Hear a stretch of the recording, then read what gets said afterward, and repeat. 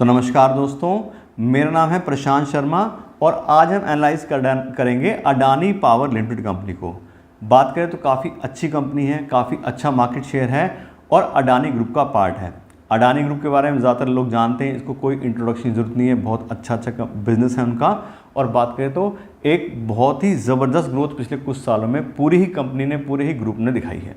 और आज की इस वीडियो में इस ग्रुप की पावर की जो कंपनी है अडानी पावर लिमिटेड, उसको हम फंडामेंटली एनालाइज करेंगे और डिटेल में कंपनी का फंडामेंटल एनालिसिस करेंगे। सबसे पहले हम कंपनी का पूरा बिजनेस प्रोफाइल चेक करेंगे, कितने पावर प्लांट है, क्या चीज़ें हैं।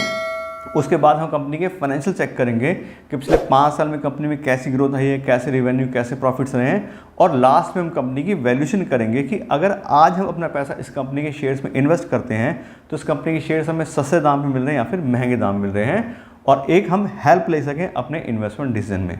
लेकिन आपको एडवांस में बता दें कि सबसे बड़ी कंपनी है अपने सेक्टर की, प्राइवेट सेक्टर में जो थर्मल पावर के प्लांट के थ्रू जो कंपनी पावर जनरेशन करती है उसकी सबसे बड़ी कंपनी है। और फिर भी आज के में काफ़ी सस्ते प्राइस पे इसके शेयर्स मिल रहे हैं और उसको हम इस वीडियो में चेक करेंगे। दूसरी आपको एक बात और बता दें, ये जो वीडियो है ये हम अपने सब्सक्राइबर्स की डिमांड में बना रहे हैं। और अगर आप भी चाहते हैं हम आपके लिए किसी कंपनी का फंडामेंटल एनालिसिस करें तो हमारे वीडियो के कमेंट बॉक्स में आप उस कंपनी का नाम लिख सकते हैं और हम कोशिश करेंगे कि जल्द से जल्द वीडियो बना के आपको उसके बारे में इन्फॉर्मेशन दे दें। और हम बात करते हैं अपनी कंपनी अडानी पावर लिमिटेड के बारे में। तो बात की, कंपनी अडानी ग्रुप का पार्ट है और largest private thermal power producer है इंडिया के अंदर। सबसे बड़ी कंपनी है प्राइवेट सेक्टर की जो थर्मल पावर प्लांट का काम करती है। बात करें तो कंपनी खुद भी पावर जनरेशन करती है और काफ़ी सारी इसकी सब्सिडरी कंपनी भी हैं, उनके थ्रू भी कंपनी पावर प्रोजेक्ट लगा के पावर जनरेशन काम करती है। और जो ज़्यादातर कंपनी जो प्रोजेक्ट्स हैं वो long term power purchase agreement और short term power purchase agreement के थ्रू काम करते हैं, यानी कि लंबा बिजनेस है कंपनी में। ऑलरेडी जो स्टेट गवर्नमेंट्स होती हैं वो पहले ही एग्रीमेंट कर लेते हैं, 20 साल 25 साल के पावर जनरेशन होगी और वहाँ से उनको सप्लाई मिलेगी। तो काफ़ी स्ट्रॉन्ग बिजनेस है। अगले 20-25 साल तक का पहले ही रेवेन्यू प्रॉफिट सब फिक्स हो जाते हैं क्योंकि एग्रीमेंट 20-20 साल के 15-15 साल के होते हैं। तो काफ़ी स्ट्रॉन्ग बिजनेस है। फिर बात करें कंपनी के बिजनेस ओवरव्यू की, तो उसमें बात की इंडिया की सबसे बड़ी प्राइवेट थर्मल प्रोड्यूसर है। तो किस तरह से है वो, उसका क्या मतलब है कि कंपनी की जो कैपेसिटी है वो सबसे ज़्यादा है। 15,210 मेगावाट की कंपनी कैपेसिटी है और कंपनी 8 पावर प्लांट ओन करती है पूरे इंडिया के अंदर। तो काफ़ी अच्छा बिजनेस है। फिर बात करें कंपनी की मार्केट पोजीशन की, तो आउटपुट के हिसाब से देखें तो कंपनी का 6% का मार्केट शेयर है टोटल इंडिया की पावर जनरेशन का। जो थर्मल पावर के थ्रू जब पावर जनरेशन होती है, टोटल सारी कंपनियां एनटीपीसी सब मिला के जितना भी करते हैं उसका 6% अकेली कंपनी करती है। तो उस हिसाब से काफ़ी अच्छी पोजीशन है। और जो पावर जनरेशन की प्राइवेट सेक्टर की कंपनियां हैं उसके अंदर कंपनी का 16% मार्केट शेयर है। तो कंपनी काफ़ी अच्छी कैपेसिटी ओन करती है और काफ़ी अच्छी मार्केट पोजीशन है। फिर बात करें जो भी कंपनी की पावर की जो कैपेसिटी है, इसमें बात की कंपनी 15,210 मेगावाट की अभी जो कैपेसिटी होल्ड करती है और 8 प्लांट है। तो कहाँ पे कंपनी के प्लांट हैं, तो उसमें कंपनी है गुजरात, महाराष्ट्र, कर्नाटका, राजस्थान, मध्य प्रदेश, झारखंड, छत्तीसगढ़। ये 8 प्लांट तो कंपनी के थर्मल पावर के हैं। उसके अलावा 40 मेगावाट का कंपनी सोलर पावर प्लांट भी ओन करती है और वो गुजरात के अंदर है। उसके बाद करें कंपनी के एक्सपेंशन प्लान की, तो 15,210 तो ऑलरेडी है ही। उसके अलावा कंपनी एक ऑलरेडी कंस्ट्रक्शन कर रही है 1600 मेगावाट का थर्मल पावर प्रोजेक्ट और ये मध्य प्रदेश बन रहा है। इसके लिए कंपनी 12,100 करोड़ रुपये खर्च करेगी फाइनेंशियल 2024 से लेकर 2028 तक। तो ये भी कंपनी कैपेसिटी इंक्रीज़ करे, तो ऑलरेडी काफ़ी अच्छी कैपेसिटी है और कंपनी उसको और ज़्यादा इंक्रीज़ कर रही है। और बात करें तो इस प्लांट के थ्रू जो होगा कंपनी 1230 मेगावाट जो है वो सप्लाई करेगी स्टेट गवर्नमेंट को नेट इलेक्ट्रिसिटी। और इसके लिए भी कंपनी के पास में 25 साल का पावर सप्लाई एग्रीमेंट हो गया है। तो यहाँ पे भी ऐसा कुछ नहीं कि कंपनी प्रोजेक्ट बना लेगी फिर उसको आगे कैसे होगा क्या होगा। तो ऑलरेडी सब चीज़ें फिक्स हैं और कंपनी के अगले 20 साल तक का जो बात करें रेवेन्यू और प्रॉफिट बिल्कुल आराम से कंपनी सिक्योर करके बैठी है। तो ये तो 1600 मेगावाट तो ऑलरेडी कंस्ट्रक्शन चल रही है और कंपनी का जो प्लान है अगले 4-5 साल में कंपनी 5,500 मेगावाट की कैपेसिटी जो है वो इंक्रीज करना चाह रही है अपनी। उसमें कंपनी एक्विजिशन करेगी दूसरी कंपनीज की और कंपनी ब्राउन फील्ड के थ्रू भी एक्सपेंशन करेगी। और जो कंपनी की टोटल कैपेसिटी है उसको कंपनी 22,000 मेगावाट तक लेके जाने वाली है। तो अगले 4-5 साल की बात करें तो अभी कंपनी काफ़ी कैपिटल एक्सपेंडिचर करेगी और अपनी कैपेसिटी को इंक्रीज करेगी। तो ऑलरेडी काफ़ी अच्छी कैपेसिटी है और कंपनी लगातार अपने बिजनेस को बढ़ाने के लिए काम कर रही है। फिर मैं बात की थी company long term power purchase agreement करती है इसको बोलते हैं लॉन्ग टर्म पीपीए। तो 81% जो कंपनी कैपेसिटी होल्ड करती है वो सिक्योर है कंपनी की लॉन्ग टर्म और मिनिमम पावर परचेज एग्रीमेंट, यानी कि 80% जो कंपनी इलेक्ट्रिसिटी जनरेट करती है वो तो पहले से उसका कॉन्ट्रैक्ट है, वहाँ जानी है, और 20% जो कंपनी वो मर्चेंट के थ्रू भी बेच देती है। तो कोई दिक्कत वाली बात नहीं कि ऐसा नहीं कि कंपनी एग्रीमेंट नहीं है और कंपनी कैपेसिटी यूटिलाइज नहीं कर पा रही है अपनी, सब चीज़ें अच्छी चल रही है, बहुत ही बढ़िया बिजनेस है। कोई ज़्यादा इंट्रोडक्शन की या बहुत ज़्यादा डिटेल हमें देने की जरूरत नहीं है, सब लोग कंपनी के बारे में और ग्रुप के बारे में जानते हैं। अब बात करते हैं कंपनी की शेयर होल्डिंग पैटर्न की, किन किन लोगों ने अपना पैसा इस कंपनी इन्वेस्ट किया है। बात करें तो प्रोमोटर्स के पास में अभी कंपनी का सबसे ज़्यादा मार्केट जो है स्टेक है 72% का, F5 के पास में 16% है, DI ने इसमें ज़्यादा इन्वेस्टमेंट नहीं करा, उसका सिर्फ 1% का स्टेक है, और पब्लिक के पास में कंपनी के 11% शेयर है। तो बात करें तो F5 ने काफ़ी अच्छी होल्डिंग ले रखी है और प्रोमोटर्स तो हाई स्टेक लेके बैठी हैं। तो कुल मिलाकर बात करें तो उस हिसाब से भी काफ़ी अच्छी कंपनी है कि F5 ने इन्वेस्ट किया है, तो कहीं ना कहीं उन्होंने भी सोच के किया होगा। और जैसे हम ऑलरेडी बात करें 20-25 साल के एग्रीमेंट ऑलरेडी कंपनी के पास में है, तो कोई बिजनेस में ऐसी बहुत ज़्यादा रिस्क वाली बात नहीं है, अच्छी कंपनी है और फ्यूचर भी कंपनी का अच्छा ही दिखाई दे रहा है। और अब हम दिखाते हैं आपको कंपनी के फाइनेंशियल्स की कितनी अच्छी ग्रोथ कंपनी के रिवेन्यू और प्रॉफिट्स में आई है, और उसके लिए हम कंपनी पिछले 5 साल का डेटा चेक करेंगे जिससे हमें अच्छे से डिटेल में कंपनी के बारे में नॉलेज मिल सके। और सबसे पहला पैरामीटर चेक करते हैं कंपनी का रेवेन्यू।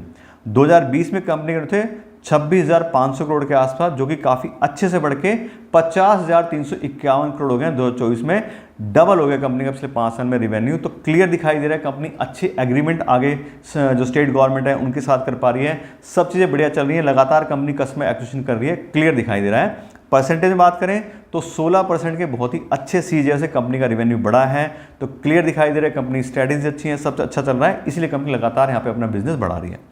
फिर बात करें ऑपरेटिंग प्रॉफिट मार्जिन की, तो बीच में जरूर 2020 में 22% था, क्योंकि वो तो कोरोना के टाइम पे सबका ही दिक्कत आई थी। अगर देखें तो 30%, 36%, बल्कि 33%, 36% का काफ़ी अच्छा कंपनी का ऑपरेटिंग प्रॉफिट मार्जिन है। इससे हमें क्लियर पता लग रहा है कंपनी की इनपुट कॉस्ट अच्छे से कंपनी मैनेज कर रही है, जो आगे कंपनी अपना इलेक्ट्रिसिटी सप्लाई कर रही है उसका प्राइस उसको अच्छा मिल रहा है, इसीलिए कंपनी का अच्छा ऑपरेटिंग प्रॉफिट मार्जिन है और स्टेबल कंपनी का ऑपरेटिंग प्रॉफिट मार्जिन है, बहुत ज़्यादा अप डाउन नहीं है। बीच में जरूर 1-2 साल कम होना देखें तो एवरेज निकलेगी तो 30% से ऊपर की ही एवरेज आएगी।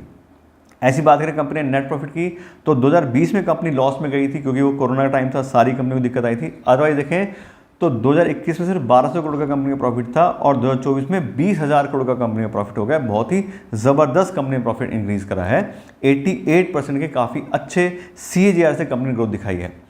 बात करें 2024 की, तो इसमें ज़रूर कंपनी की 10,000 करोड़ की अदर इनकम उन्होंने दिखाई है, लेकिन वो भी बिजनेस इनकम ही है, तो वो नेट प्रॉफिट में ही आएगी। तो वही देखें तो 20,000 करोड़ का काफ़ी अच्छा कंपनी को 2024 में प्रॉफिट हुआ है।